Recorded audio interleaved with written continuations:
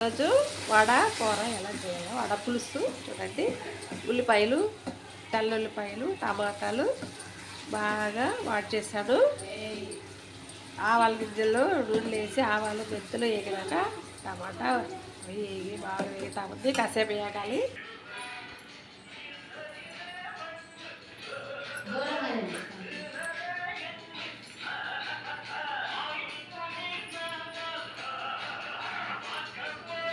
ఇదిగోండి ఫ్రెండ్స్, పసుపు ఫస్ట్లోనే వేసేసాను.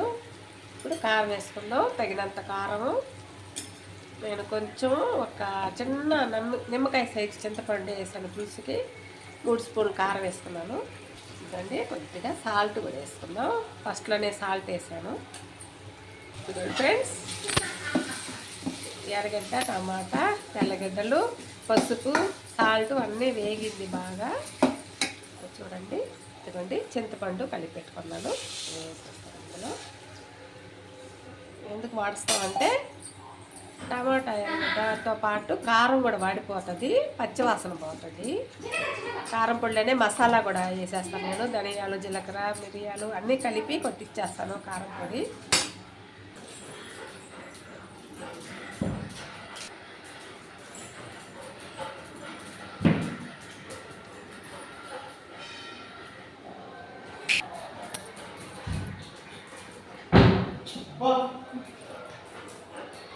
ఫ్రెండ్స్, మూత పెట్టేసుకుందాం. చూడండి, కాసేపటి నుంచి వడలు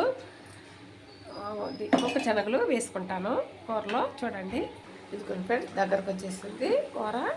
చూడండి, మొక్కశనగలు వడలు అన్నమాట. ఇవి ఇదిలో వేసుకుందాం.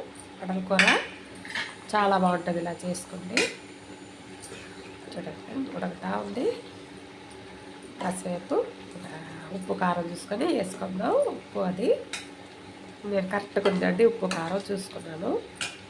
మూత పెట్టేసుకుంటాను. ఇప్పుడు ఇవ్వండి పెట్టాను. ఫ్రెండ్స్, కూర కొంచెం ఉడికింది. ఇప్పుడు కొబ్బరి పాలు పోసుకుందాం. కొబ్బరి మిక్సీకి వేసుకొని వడగట్టి పెట్టుకున్నాను. చూడండి, పిప్పి లేకుండా వడగట్టి పెట్టుకొని పోసాను.